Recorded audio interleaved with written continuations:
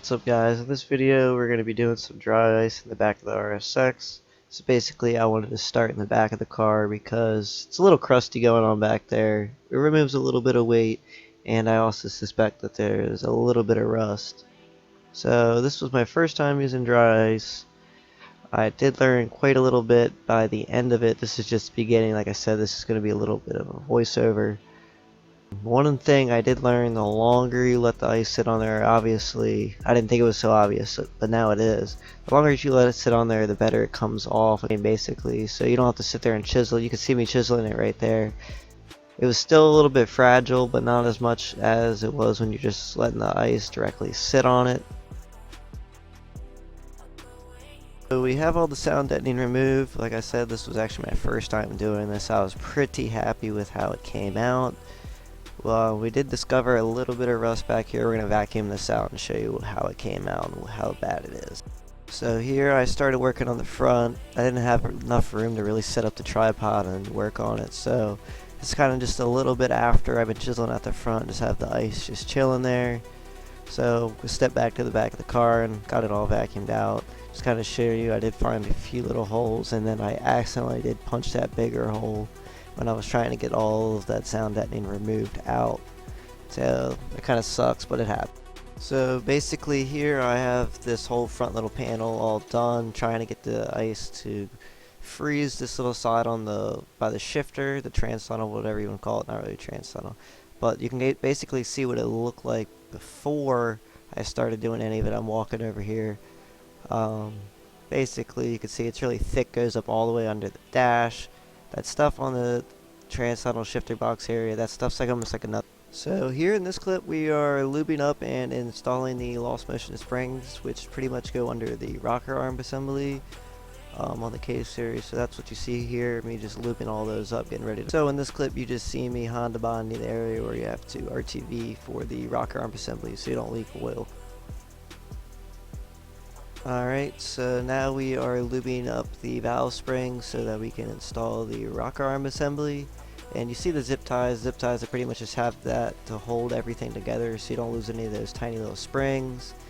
And I'm tapping down the rocker arm assembly in a nice even pattern to get them to set flushly. And I'm just removing these zip ties to get everything seated. Torque down those two little end bolts and we're good.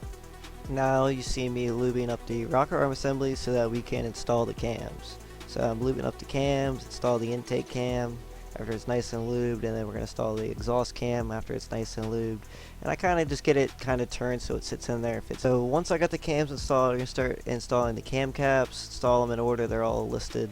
You can see me, I'm going to torque them down in the end. I'm just using this to get them all kind of set. And you can see the cams are kind of just turning as I kind of get these tightened in there. And they're not all the way tight, but I'm going to rotate the cams to get the cams locked before I do end up torquing these down. But I do end up torquing them in. Alright, so we got the chain kind of mocked up on here.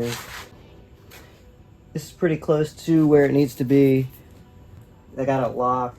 This one is also a little bit locked.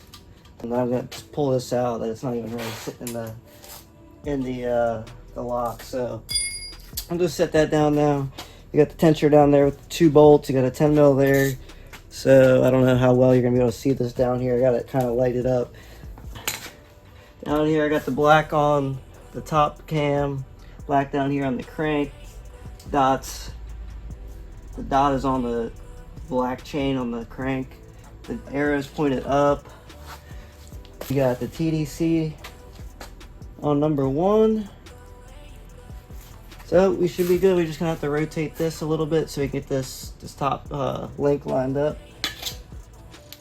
I'm gonna put the cam up on here. Try to keep this bottom tight and push this forward a little bit as I kind of. It's gonna be an interesting little. Just rotate this forward.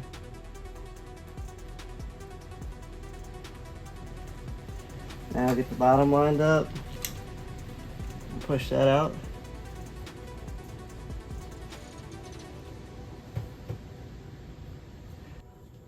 Got it lined up. I'm gonna slide this in here.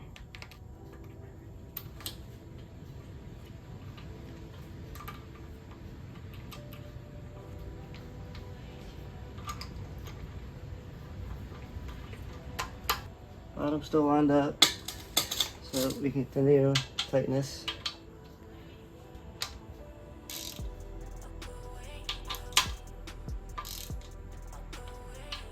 Almost looks like it's like one tooth off. I think I might have to turn this down here on the crank just a little bit. Tensioner's still a little loose. Just be very careful. We're centered up there. They're definitely lined up top. Let's go ahead and pull this crowbar and push this out a few clicks. Okay. So you're lined up.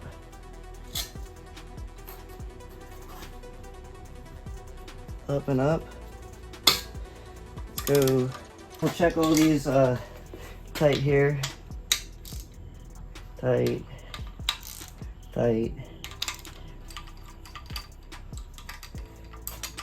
There's 12s, I think.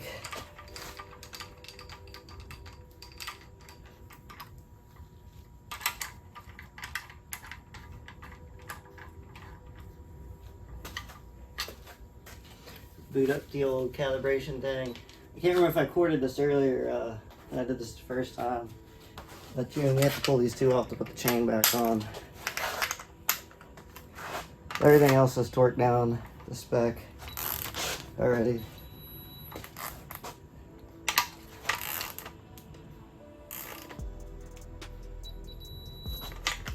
Okay. Alright. It's at TDC. Let's just double check, make sure she's still there. I mean, should be. Yep, TDC. Okay, she's good to rotate. Everything's torqued down.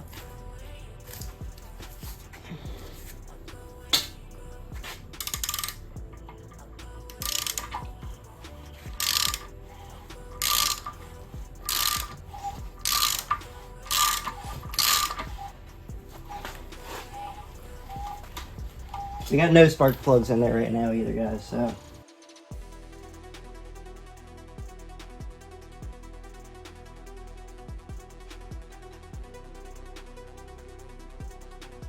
Alright, so pretty much where we're at now. I just went ahead and put a new front main seal in there. Time cover sealed, chain tensioner sealed, motors in time. Camshafts, everything lubed up here. About to throw the crank pulley on there. And I'll have to get a new O-ring for the coolant stuff right here. I have all the oil stuff. I'll get that taken care of the next time I come over here, but we're about to seal the valve cover up on. We got the crank sensor in, the cam sensor's in. So I'm gonna just go ahead and seal up the valve cover. So crank bolts on, torque down, everything on the timing cover is done. We have to get a different sensor here. We have to get a Type S sensor. We took the intake manifold off. We're just gonna get a new gasket there. Same thing with the little header we had going on. Probably be getting a full long tube. Just remember, stay tuned for the next video. Hit that subscribe.